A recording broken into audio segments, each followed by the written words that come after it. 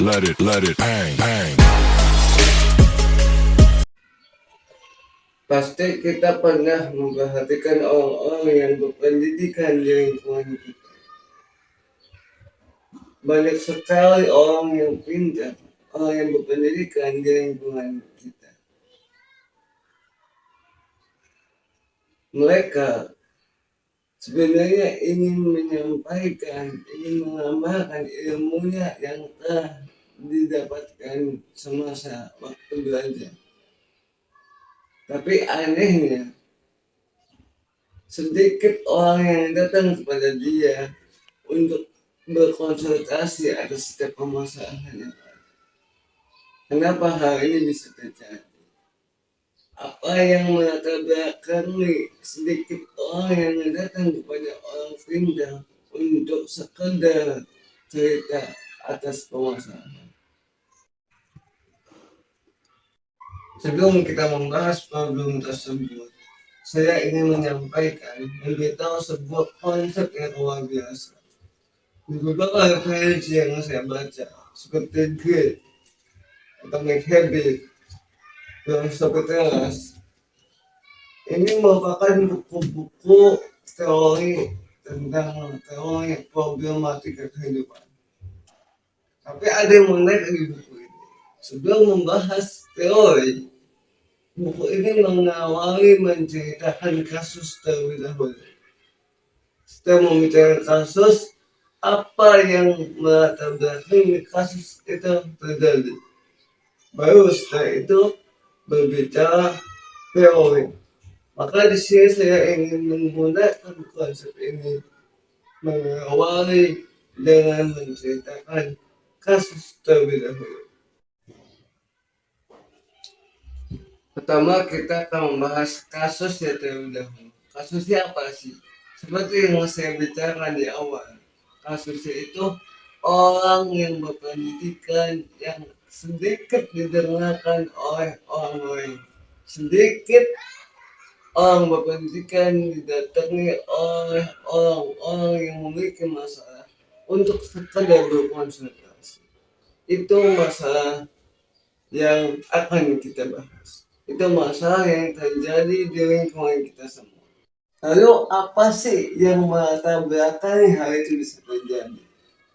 Yang pertama, menurut penelitian saya, menurut analisa saya di lapangan, yang pertama yang sering terjadi dilakukan oleh orang pendidikan yaitu terlalu terkesan seperti guru besar, terlalu meninggikan image sehingga orang lain merasa enggan datang ke kita, merasa sungkan pada kita karena terlalu tingginya image yang kita bangun. Yang kedua, karena terlalu banyak teori. Ada yang datang ke kita minta solusi, minta konsultasi, atau sekedar bercerita saja. Biasanya orang pendidikan terlalu banyak teori, sehingga dengan terlalu banyak teori itu orang yang datang ke kita itu merasa rumit, merasa sulit untuk mencerna, sehingga selanjutnya orang tersebut untuk datang ke kita lagi merasa enggan karena apa yang kita sampaikan terlalu sulit bagi mereka. Banyak teori sehingga mereka merasa kebingungan. Mereka datang untuk mencari solusi. Karena kita tahu banyak teori, mereka pulang dengan rasa bingung yang menambah. Lalu yang terakhir, orang pintar itu terlalu banyak menasihati. Orang pintar itu selalu banyak mengajar. Padahal mungkin kebanyakan orang yang datang itu hanya sekedar ingin didengar. Karena kita selalu banyak menasihati, mengajari, mereka merasa muak dengan datang ke kita. Sehingga ini dapat mengurangi atau memberikan kesan yang tidak baik kepada mereka yang datang kepada kita. Ada teori yang sangat baik banget, yang sangat bagus banget di dalam ilmu terapeutik. Bagaimana cara kita untuk menjadi seorang pendengar yang baik. Bagaimana cara kita agar disukai oleh orang yang datang kepada kita. Hal yang perlu dilakukan yang pertama yaitu untuk menjadi pendengar yang baik. Kita perlu belajar berempati. Merasakan apa yang dirasakan oleh orang yang berbicara. Nah ini hal yang paling pertama yang paling penting. Harus belajar untuk berempati. Ketika ada orang yang datang dengan penuh masalah, dengan penuh problematika, kita tidak diharuskan langsung menasehati. Kita mengawali dengan memberikan empati, sehingga dia datang kepada kita merasa nyaman. Datang kepada kita merasa didengarkan dengan cara memberikan empati terlebih dahulu. Selanjutnya, kita harus menciptakan rasa kepercayaan dengan membuat orang merasa kita berada di pihak mereka. Iya, kita tahu orang tersebut salah. Kita tahu orang tersebut melakukan kesalahan. Tetapi kita tidak boleh menjustifikasi mereka. Buat bahwa kita ada di pihak mereka. Seakan-akan kita berada di pihak mereka.